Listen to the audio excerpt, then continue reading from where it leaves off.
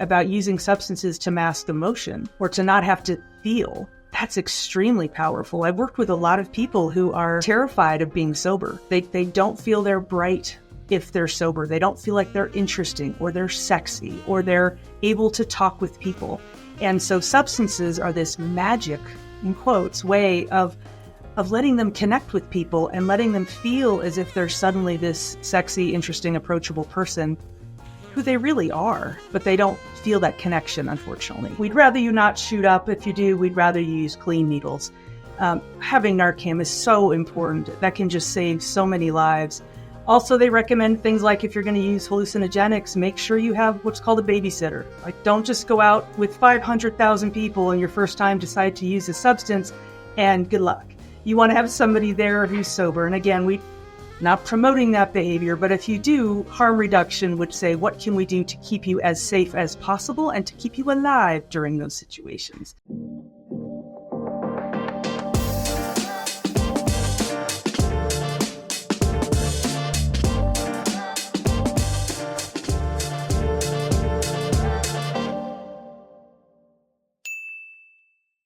All right, guys, welcome back to a brand new episode of the Hart Hustle podcast. Now, I'm incredibly excited to have Dr. Annie Butler here with me today. Now, specifically, she is a professor and the former interim dean at the School of Hospitality at the Metropolitan State University of Denver.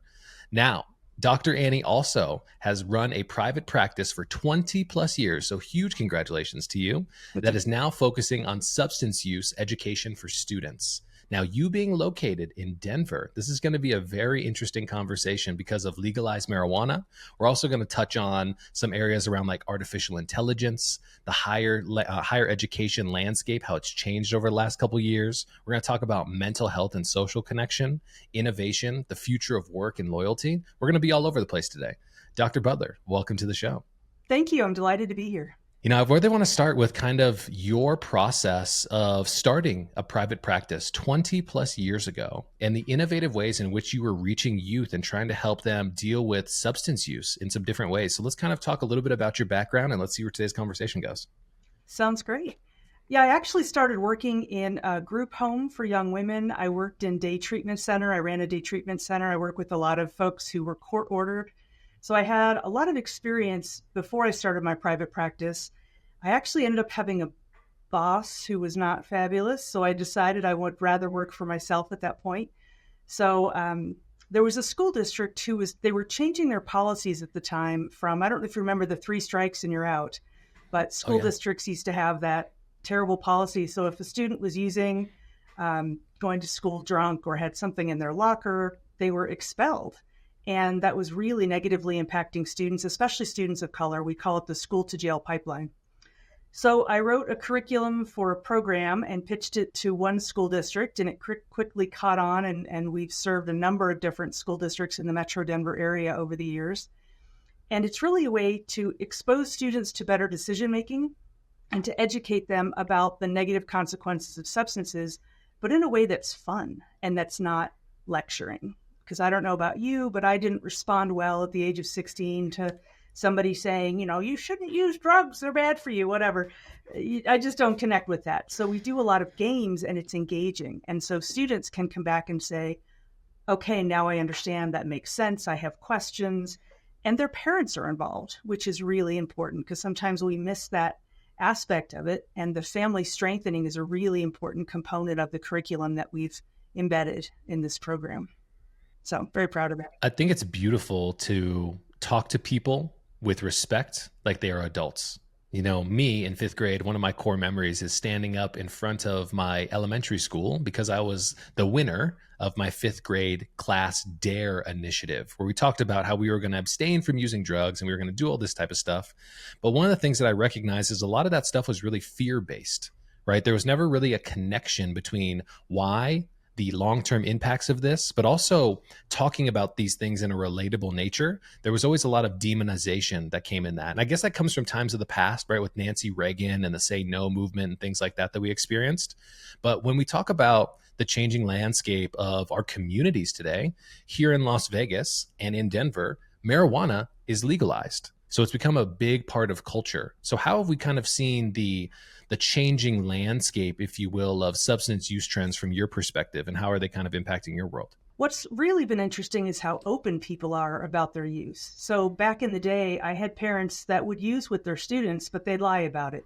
It was, you could tell that it was part of the family dynamic, and they'd go to great lengths to hide it and kind of publicly shame their kid, and you knew it was all a front. And then fast forward a few years, things are legalized. And then I had parents who were very defensive and very public about, I have a card and I use with my kid and there's nothing you can do about it type of dynamic. And my goal is not to go in and tell parents what they should and shouldn't do and what kind of parents they should be. Our goal is to really help kids, again, understand here are the consequences, here are things to look for.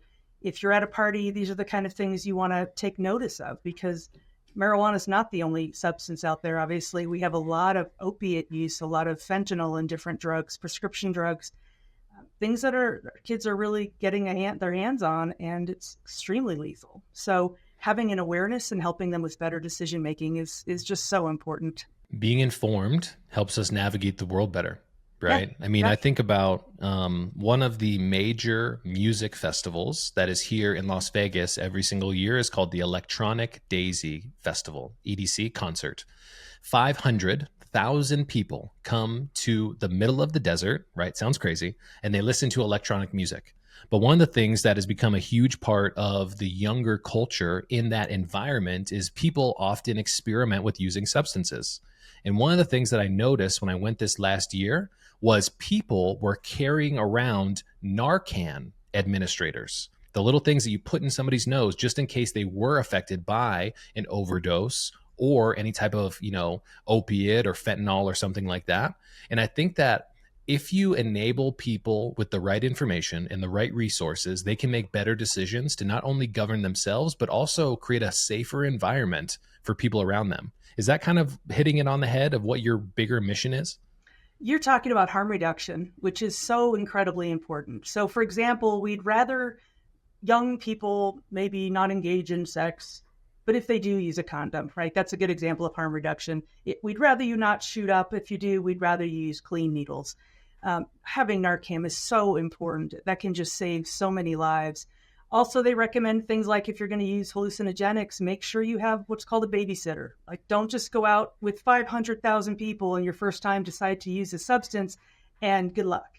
You want to have somebody there who's sober. And again, we not promoting that behavior, but if you do, harm reduction would say, what can we do to keep you as safe as possible and to keep you alive during those situations? So I think your point is very well taken.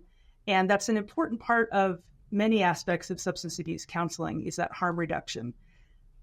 That's a bit controversial. Some people might say it has to be abstinence only. There's no way that it should be used at all. But I think that's not realistic for many people, and we just want to keep people safe and alive. So harm reduction is really critical. And I mean, I think it's a part of being responsible, right? If you're going to make decisions like that, you should be informed about what could happen. You know what I mean? And I went to, a good example is the abstinence example. I went to an all guys Catholic high school. And I still remember the days in which my baseball coach, Mr. Walters, was also our campus counselor. And what he would do is he would take individual homerooms on a trip, and he would preach the idea of abstinence to a whole bunch of 16, 17, 18-year-old guys. And what they would use as a fear tactic by showing you a whole bunch of images of STDs and infections and horror stories about what could happen one day. Now, that was a great shock and awe strategy, but that did not make any of my friends less hesitant to want to talk to girls, but it gave us a misconstrued idea of what the reality of the situation was. And I feel like in today's world of exposure to infinite information and perspectives, it's really important to understand the facts of the situation so you can make an informed decision, which gives better outcomes rather than saying, stay away from this. So me and you are on the same fence of that. That's a great example, Keenan. And there was no conversation about how to use a condom, how to bring up the fact that you do, when do you have that conversation? And then if you meet somebody amazing who has an STI, the image is of that terrible, untreated picture, not the person might be fine except in times of stress or whatever. So it really promotes a lot of negative imagery, and it could be a larger conversation. We could almost treat kids as if they were going to become adults one day. You used, I know it's revolutionary.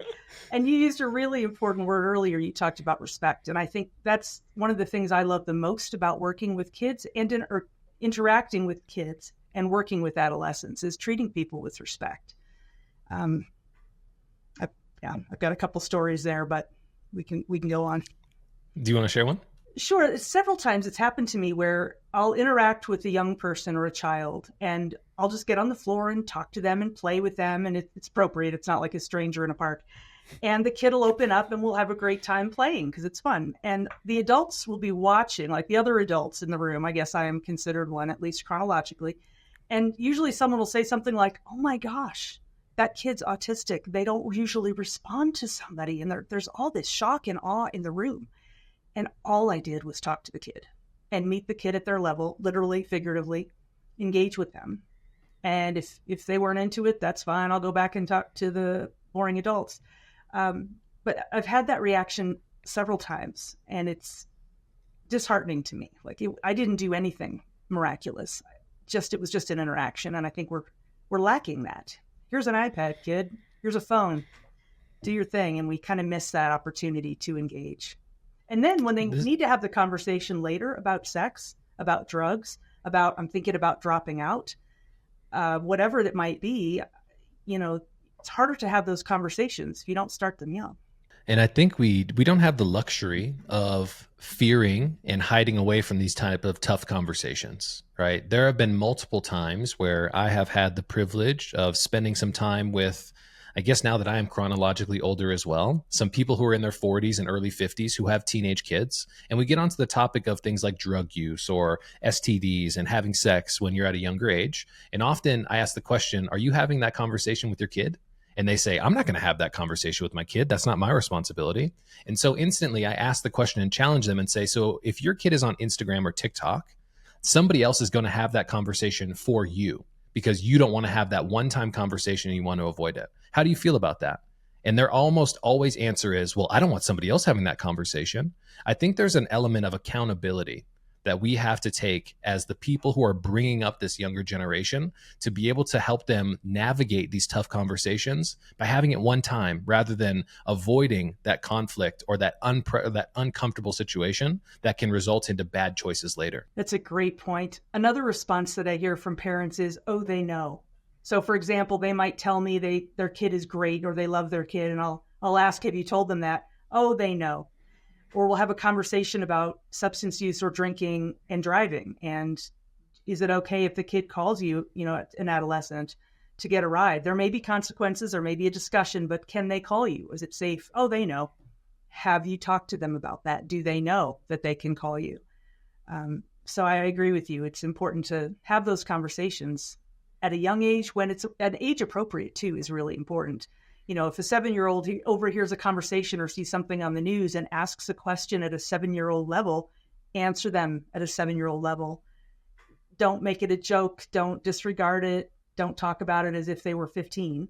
So meeting them where they are is really important. And that involves being in tune with the child. I want to use that term of in tune to be able to transition into something I think is really interesting. So you also have had some history in different spaces that don't exactly align with your early career in, substance education. I know that you have had some, I would say, experiences in a brew lab, but you've also done some cannabis work as well. So let's kind of talk about that experience and your unique perspective that you brought to those environments.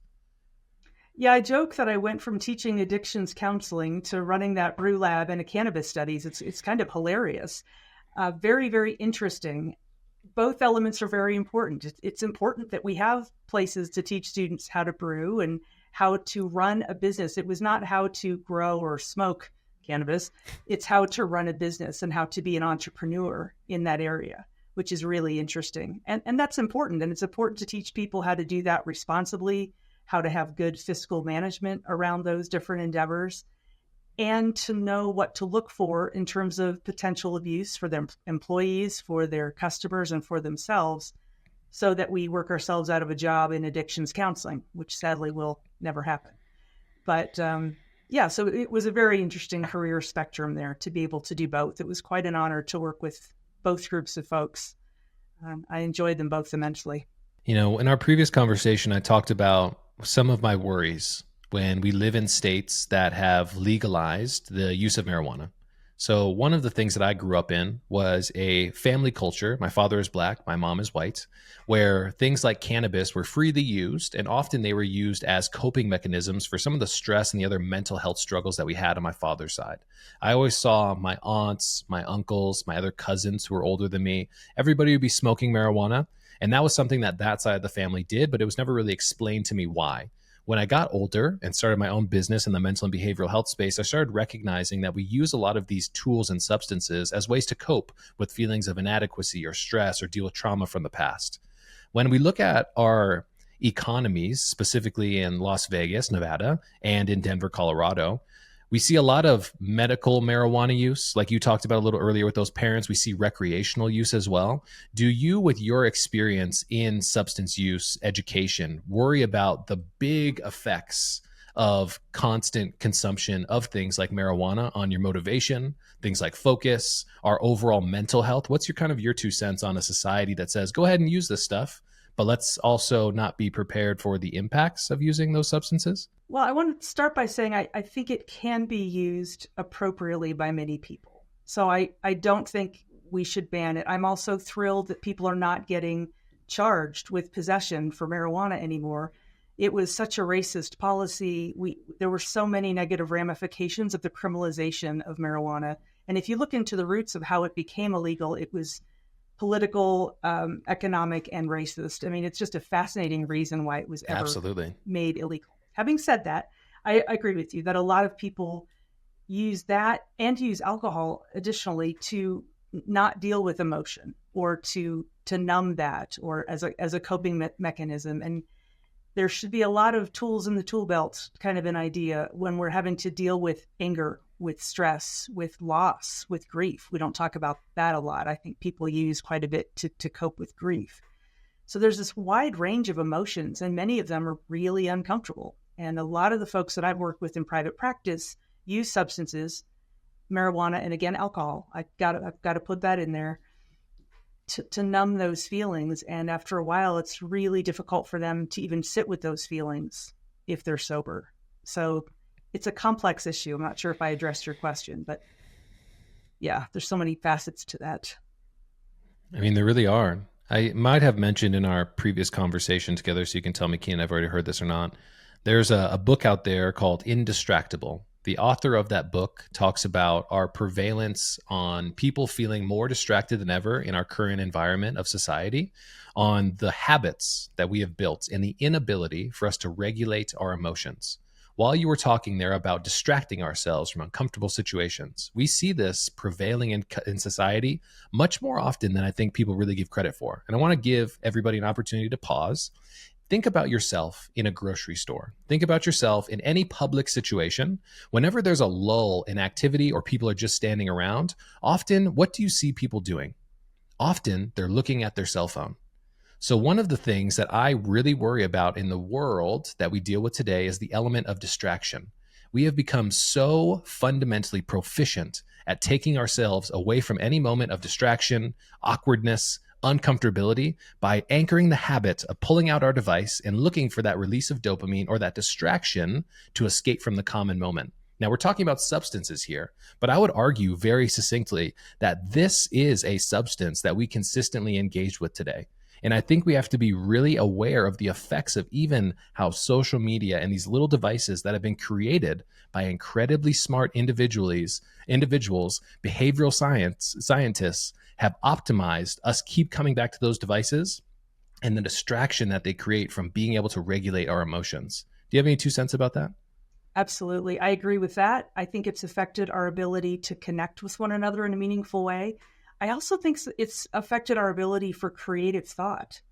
In order to have original and creative thought, you need to have downtime and an opportunity to reflect. And there really isn't an opportunity to reflect if we're constantly scrolling or, checking app and checking our different messages, that kind of thing. It affects us in a lot of different ways. I think COVID, of course, exacerbated that. There was isolation and even more emphasis on kind of zoning out with social media. So it's going to be interesting to see I was taking the light rail one day. Usually I would read a book, and that particular day I forgot my book. Oh my gosh. And I don't know if I had a phone, it might have been before that. I ended up writing an entire curriculum on that train ride. And it occurred to me that I had a moment to pause and think and allow thoughts in and allow for reflection. And it allowed me to be really creative and come up with some very cool new concepts for my class. Had I had my book or my phone or whatever device, that would not have happened. And so I think it's just a profound way of saying we need those moments. And to your point about using substances to mask emotion or to not have to feel, that's extremely powerful. I've worked with a lot of people who are terrified of being sober. They don't feel they're bright if they're sober. They don't feel like they're interesting or they're sexy or they're able to talk with people. And so substances are this magic, in quotes, way of letting them connect with people and letting them feel as if they're suddenly this sexy, interesting, approachable person who they really are, but they don't feel that connection, unfortunately. So yeah, I think there's a lot of consequences to the choices that we make, whether it's around substances or around technology. I want to be overly transparent and kind of be a little bit vulnerable here on the conversation. I've never shared this story before, but when I was younger, had a dream of playing baseball, and it was literally my entire life. From the age of 5 all the way up until I was a freshman in college, I played every minute of every single opportunity that I had all summers long, play the game. I always had a dream of going pro, and I went to college and played at a school called Coastal Carolina, and I got hurt my freshman year, right? And ended up redshirting, and I got into a relationship with other people around me that weren't exactly the best examples, and I fell out of love with the game of baseball. And I ended up not returning for my sophomore year. And during that time, for the first time, I was introduced to marijuana. And I was sitting around with everybody playing video games like a whole bunch of college kids do. And one of the things that I recognized is I went through a very intense loss of identity. And the one reason why I found myself smoking more and more is because it was a distraction away from me having to deal with the hurt of not playing my sport anymore and not having my identity. And so over the entire sophomore year, I gained to like 70 pounds because there was a Sonic that was just like a quarter mile down the street. And so me and my friends would sit around, we'd smoke some weed, we'd go to the store, go to the burger place, get a whole bunch of food, come back and do the same thing over and over again. I recognized in that moment, now that I have a little bit of distance and perspective, that I was using that as an escape from dealing with those hard feelings. And it was something that I worry about for so many other people because I never found myself being somebody who was ever using substances. I never really drank, but it was an easy escape for me to get away from those tough feelings that I knew I needed to deal with. And I still think about how I wish I would have had somebody who had a different perspective, a different idea to how I could have dealt with those feelings, because I didn't even feel comfortable to talk about those things with my parents because I was away from them out of Michigan. Mm-hmm. And so it was an interesting growth journey. I'm not sure if you've heard other people express that as well, but I still look back on that younger version of myself with like a heartache that says, I wish I could have been better for you in those moments. Mm. You know, earlier we were talking about grief and about coping with loss. And I think that's what you're explaining very poignantly, that it's an effective tool, not a great tool, not a fabulous tool, but it's effective in that people can be soothed. And then we all make such fabulous choices, like living at the Sonic. I think we all look back on some of the decisions we made under the influence and think, how did I survive? And it's tough when it is that effective tool, but in the long run, of course, it's not particularly helpful. So thank you for sharing that. Yeah. And I recently had a guy on the podcast who I'd like to bring up in these conversations. His name was Jason Yarusi. He's a guy who is a real estate investor, and his entire philosophy or his like messaging campaign on social media is called Live 100. And he came on the podcast and he said, Keenan, often we have ideas of how great we could be. And I call that 100, being a good friend, being a good mom, a good dad, a good brother, a sister, being in a relationship, being accountable to ourselves. That is 100. But so many of us find ourselves living at 90 or 78 or 86. And we recognize that that's a comfortable place because it doesn't mean we have to put in the extra effort to live at 100. But let me tell you something. Later in life, you're going to ask yourself, what was the delta between 91 or 86 and 100 and me living to be my best self? those things are the things that we'll regret later in life. And I think it's important for everybody to kind of ask themselves the question, what is 100% of Keenan in being the best partner for my girlfriend? What is Keenan's best 100 for showing up and being accountable to himself? Because that delta is something that I don't really want to deal with and regret when I get a little bit older, if that makes sense. I love that. Are you familiar with Maslow's hierarchy of needs? Yeah. Well, his very top part of the triangle, the delta actually, is self-actualization. And I think living to your 100 really talks about being self-actualized.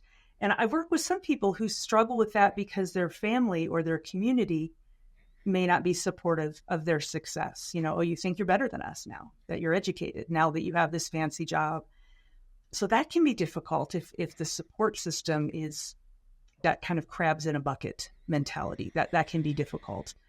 Or it might come from within. Who am I to think I can do all of these things and be this great person?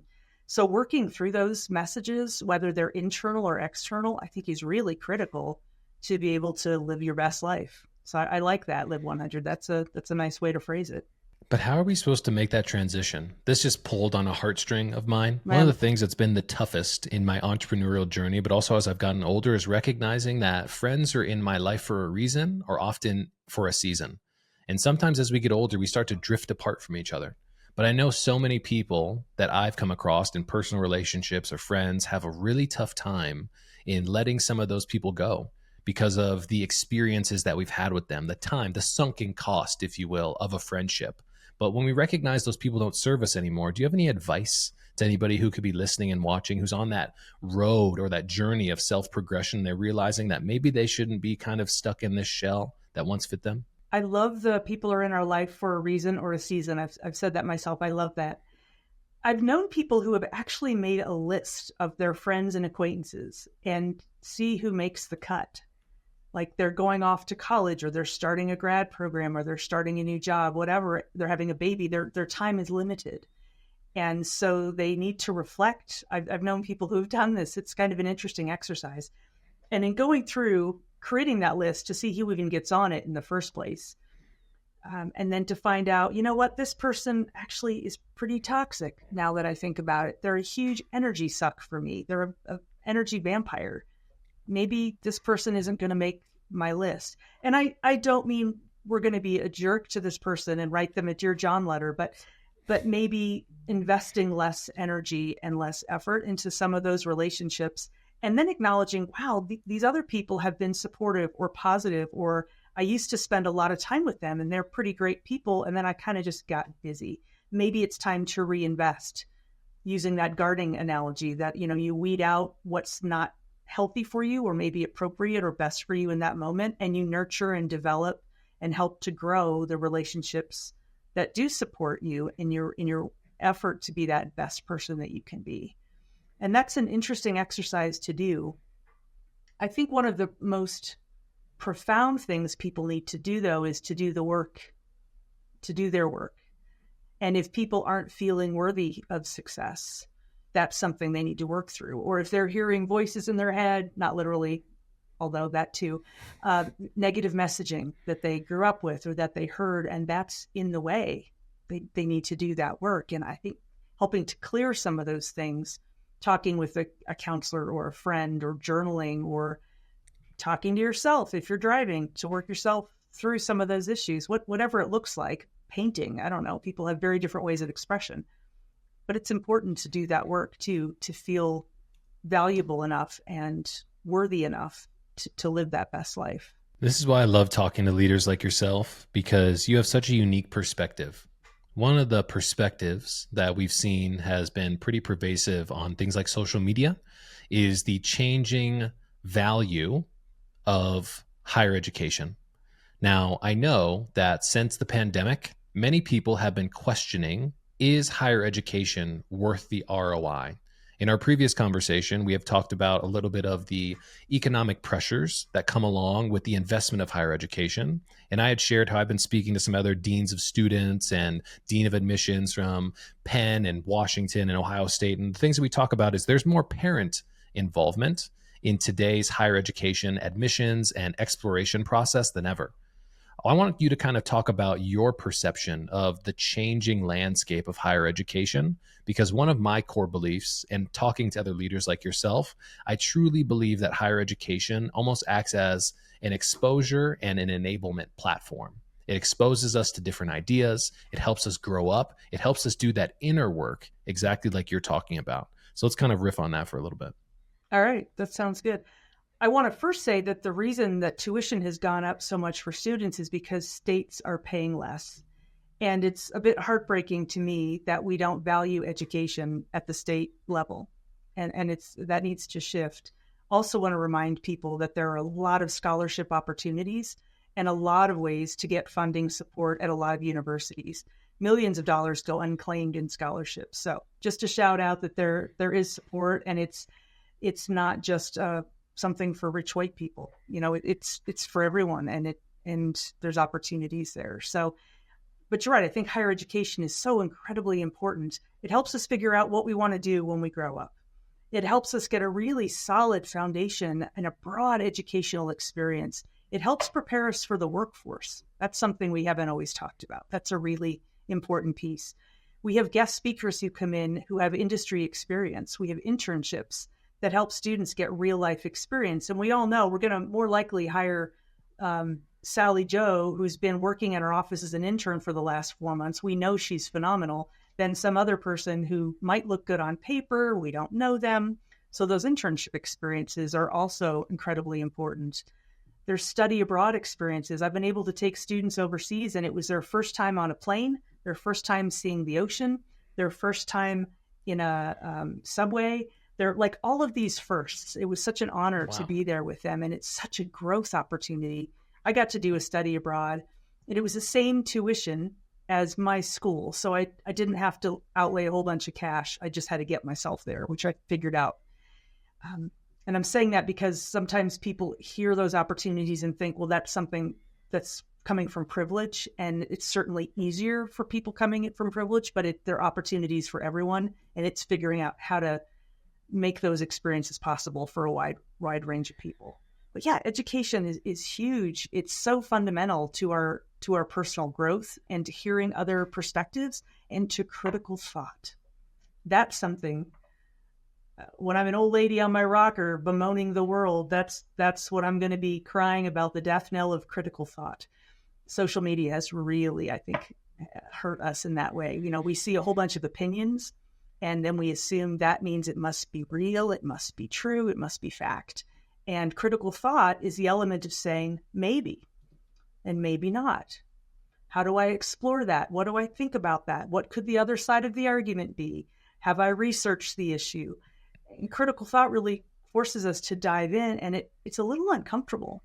It's easier to accept information that we get, that we believe in, from people that look like us, sound like us, believe like us. That's just easier and more comfortable. So to be able to hold a thought that doesn't feel as comfortable, maybe that's not true. How do I feel about that? I think that reflection is really important. And higher education holds a very key way of, it teaches us how to do that in thought and in writing. The beauty of the statement, where our attention goes, our energy flows, right? One of the things that we do at my company here is in 2021, we developed a proactive mental health solution that's based on the use of text messages in the form of an ecological momentary intervention. Now, the psychology of an EMI was pioneered by a guy named Dr. Jerome Motto. In World War II, he was a soldier deployed overseas, and he had an anonymous pen pal who wrote him letters. Every single time he pulled into a new station, they'd hand out letters. Here you go, Jerome, a message of encouragement and positivity. He came back from the war so inspired by those little letters of encouragement that he started implementing them in his work in an inpatient hospital, helping people deal with feelings of suicide ideation. They would discharge from the hospital. If they didn't want support and didn't want to access resources, he said, we have an address, so I'm going to have my nurses write these guys little handwritten letters. Years later, they went back and looked at the data tied to any deaths or suicides, people who had died by suicide. Not a single person died by suicide who was discharged from his hospital that received these handwritten letters. Phenomenal, right? And so in 2018, the University of Washington pioneered a program called Caring Contacts that use text messages, arguably the modern day written letter, to be able to engage people in real world scenarios in real time. So we took a lot of that psychology and started implementing that as a tool to support mental health professionals, the psychiatrists, the therapists, the people who are working as peer support members, nurses in hospitals. And the one thing that we found with all of these text messages that we had all of our mental health partners curate is people would say, I can't believe that text was exactly what I needed in that moment. It's like you know what I need to hear. And what we talk about is the psychology of your brain looking to fit an instance over itself and say, how does this apply to me? Okay. And it's beautiful to think about how a simple moment, our brain looks for exactly what we need. And I wanted to share that because there are so many ways in which when our energy or our attention goes somewhere, our energy flows in that direction. And when we want to think critically about the information that we're exposed to, it's so important to take things at face value, but also to make judgments and our own opinions based on all the different perspectives. I feel like people have become so good in today's society at creating divisiveness and saying it's us versus them. But often the answer is not red or blue, it's a purple. It's somewhere in the middle. And I think we've lost that ability to think critically. So like you said, when I'm older, I hope that all of this exposure to social media, all of this exposure to AI and all the fake videos that we see helps us hone that question of, is this real? Is this worthy of me giving my attention to it? And if it's not, maybe you can make up your own opinion, and there's nothing wrong with that. I love that story about the letters. That's beautiful. I think there's such a human need to be seen, to be heard, to be just acknowledged. And the letters and the emojis, the text that you're talking about, allow somebody to feel, wow, somebody saw me. They heard me. They reached out to me specifically. There are some mental health groups that are starting to use bots to respond because there's such a shortage of mental health clinicians. So they have bots that are programmed to respond to adolescents and other people with some mental health issues or who just need to be seen and to be heard. So while we're slamming on the Soch, I just thought I'd give a shout out to something that might actually be helpful and speak to the very point that you're making. So that's interesting. I think that we are in a time that is very interesting in society. You know, I think one of the things that humans are very good at doing is forgetting about the past. When I think about the prevalence of things like these bots and artificial intelligence, this feels very similar to the early days of the tractor or the early days of manufacturing inside of plants, right? Or the internet even. It's very easy for human nature to say, we've never seen a scenario like this. This is either going to be good or this is going to be bad. And I feel like unless we get enough exposure over a long enough time horizon, it's very difficult for us to be able to make a true judgment of these things.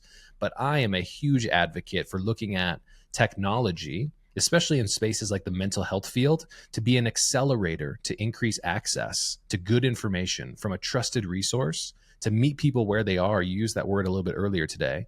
And I think it's so important that we think about that through a lens of curiosity and creativity, to think, how can this support us, rather than saying that's going to take my job or that's bad? How can we use these tools that we're not going to be able to ignore, very much like the prevalence of everything we've talked about here today, to be better for society rather than being a negative rock that we put in our sack again? That's a great point. And I don't know that it needs to be either or. There's usually, good and bad and everything. And going back to your tractor example, I'm sure that put some people out of work. It made farming a whole lot more efficient, a lot more comfortable. If it ran over someone's dog, it's a terrible piece of machinery. When you plowed through your back 40 in half an afternoon, it's a great invention. So just to riff off of that a little bit, but we've got, there's good and bad and everything. And as you said, using different words, we get what we focus on. Yeah. Which also requires that, going back to that critical thought piece too. I mean, we have to be able to wade through it. Social media might be fabulous. It might be terrible, whatever. But what is it in my life? And am I overusing it? I know some folks who spend a lot of time on TikTok. Like, it's a real time suck for them. And that can be problematic. If we're talking about 5, 6, 8 hours a day. Is that how you want to spend your time? If it is, that's fine. I'm not judging, but is it working for you? And that's kind of that therapist question. There's a really interesting website that I suggest everybody who's listening and watching to this episode goes and checks out. It's called the Lifetime Screen Time Calculator. It's a simple website. go to it. And if you are somebody who tracks your screen time, it says put in your age. Now put in your average screen time, and it says calculate, and it extrapolates that number over the rest of your life. I only bring that up because the average 18-year-old, based on the data that I just recently saw, spends 9 hours per day on their device. That means they're spending more time on screen time than they are sleeping. So the digital world is becoming more and more real, literally every single day. But if you extrapolate out that 18-year-old 9 hours per day and hit calculate on that website that I just shared, it says that that individual will spend 24 years of their life on screen time for the rest of their life. How does that make you feel as Dr. Annie Butler? I am rocking in the corner for those who don't have visual. That's terrifying. And I'm just thinking about how much time I spend answering email, which also would count as, yeah, I can imagine, when it's all over, I'll look back very proudly at all the emails that I responded to. That's going to be a key moment. Now I'm being sarcastic. That is amazing. I also think we've got to have some personal responsibility and parental responsibility and get outside and play and find those hobbies. We don't really talk about hobbies and outside interests a whole lot, as a matter of course. I think sometimes people bring it up. I always ask my team on Monday, what was your weekend warrior story? And if you didn't do anything, make something up. And then we can talk about somebody tried a new restaurant, somebody went to a Rockies game, and they probably lost. Somebody went to cut that part out of the podcast. Then we have an opportunity to share the things we did. And if it was nothing and we just hung out at home and had a nice meal with our family, that's fantastic. But developing that culture of support and outside interests and developing those good stories, I think that's really important too, because it's easy for all of us to sit around and be like, people shouldn't. We spend too much time. How can we encourage an environment that supports the way we want to spend our time, that supports the development, living our best life, the Live 100? How can we engage that and, support those kind of endeavors? One of the topics that I'd like to kind of riff on is the topic of loyalty. And I want to kind of use this as an opportunity to talk about the future of work. Now, in our previous conversation, I might have mentioned this, but I've been messing around with a framework or a theory, if you will. So I grew up in Detroit, right? And I saw that people in my community lived for the opportunity to be a part of something bigger. And in that community of Detroit, that meant often working for the factories, the manufacturers like Ford and General Motors. I remember hearing stories to this day of people saying, you don't need to go to college, which is a rub against what we're talking about here. But if you're lucky enough, you can work on the assembly line. You can make $144 an hour. You can have amazing benefits and a pension that will take care of your family for the rest of the time. And while you spend your 30, 40 years there, you're going to experience so many opportunities to invest in the community around you. Now, over the years, we've gotten away from this idea of loyalty in work like that. In 2022, the Surgeon General came onto a national broadcast and said the biggest threat to American society today is not another viral pandemic, but an epidemic of isolation and loneliness. All the other things that we've talked about today are very interesting to me because I have a deep down hunch and an intuition that people are looking for a sense of connection in the work that they do because they are not receiving that in their personal and their social lives. How do you kind of think about the future of organizations filling the gap, if you will, in that sense of human connection that it seems like we've gotten away from because it's not trendy today to be loyal to an organization for more than 2 years without job hopping and doing other things? I have a lot of thoughts about that. The first one is when I was first starting the workforce, I only stayed in a job for a year or so, and I hopped around a bit until I figured out what I wanted to do. So sometimes I wonder if we judge young people today can't keep a job when actually a lot of us hopped around until we kind of figured it out. So wanted to put that out there. I can relate to your background. My dad and a lot of my uncles worked for the steel industry. And those were you retire with the gold watch and you get a really nice pension days. And those days are gone. People don't offer pensions very often. People steal from pensions. And we see that on the news and how horrific that hundreds of thousands of people no longer have anything to retire on. And all the money they had thought they had been saving is now wiped out. So there's some responsibility on the part of those companies too to help promote loyalty, right? So that definitely has shifted. But I think there are ways to help people feel engaged and connected. Paying them a fair wage, first of all, is important. Equity in the workplace, helping people to have mentorships and know that they have a pathway to advance. One reason somebody's going to hop is because they don't see a future for themselves. Nobody's maybe pulled them aside and said, you're really driven. You did a great job on this project. So first of all, I see you, which is that profound thing we were talking about earlier. I acknowledge your work. And now I'm willing to mentor you or ask you, what are your next steps? How can I help you get there? And as a leader, that's a great way to be more invested in the development of your people than to be appearing to be invested only in yourself, right? So people know, wow, my boss saw me, they recognized me, they supported me, or maybe the person messed up and I pulled them in and we have a private conversation, not public. They didn't get fired. They had an opportunity to learn from their mistake and do something differently. So I think there's a lot of ways to help people feel more connected. Also, I think common experiences and laughter are wonderful ways to equalize. So if we can all go out and play together, and I always take my teams on fun outings, and it might be, well, there's a lot of different things we've done. We've done escape rooms, and we've done ball games, and we've done all kinds of stuff. I can't remember, art projects together at those, drink and craft places. But those really brought us together. And again, it's a great equalizer. We had a shared common experience. And then it's easier to go back and say, all right, now we're going to jump in and develop a strategic plan, or we're going to operationalize this particular goal, or we're going to do whatever that hard work is. And I think it's a little bit easier for people to feel connected if we create that environment. Very long answer to your point. A beautiful answer, really, though. And I think that that's where the onus of great leaders like yourself kind of is going to be able to dictate the future of how we perceive work. In this world of remote work and doing this digital connection that we're doing today, sitting across on the digital table, there are so many opportunities in which the leaders of our organizations can innovate and think about things with the lens of curiosity to be able to create that culture that I feel like many people want to be a part of, but we're not seeing the execution of that ideal or those values really kind of translating into the work that we do. And I know that so many people feel unfulfilled or they just feel disconnected and isolated, like we talked about today. But I truly believe that there is a world where the work that we do can have a positive impact. We have the ability to impact others. We have the ability to forge connections with each other. We have the ability to get back to a place where we feel fulfilled and happy with the work that we do. And I hope that that's really kind of where we go in the future.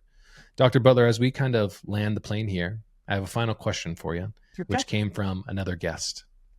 This guest wanted to ask you a question. I'm very interested in your answer. If you could change one thing about your life, what would it be? Oh, that's a profound question that requires some reflection. My initial thought is I wouldn't change anything, because the most difficult times that I've ever been through in my life have been the absolute biggest growth experiences I've ever had. So while it would be tempting to say, well, if such and such hadn't ever happened, I wouldn't have gone through all that pain. I wouldn't be who I am today.